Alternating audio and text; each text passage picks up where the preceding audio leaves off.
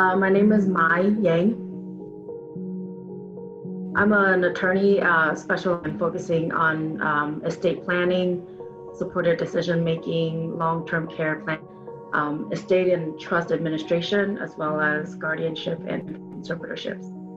It started when I worked at a law firm and they did this kind of work, and I really had about it. And I think the thing that interested me the most was that we had, I think the Hmong community doesn't have any anyone who is really well, at least in the legal field, who knows this area very well. And so that's what interested me the most about it.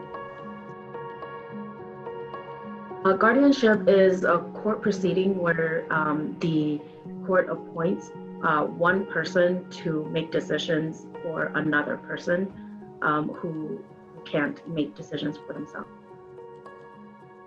It's important mainly to protect the person who's able to make decisions and advocate for themselves, so that we make sure that everyone or that person is well protected, that their needs are met, and that they're safe.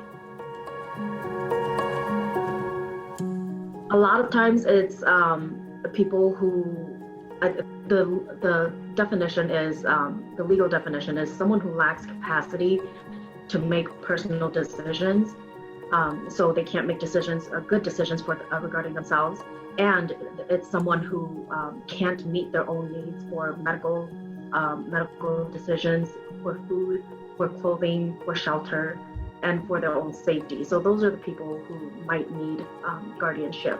And a lot of times the new definition now is that that they can't do those things, even with technological support and even with supported decision making.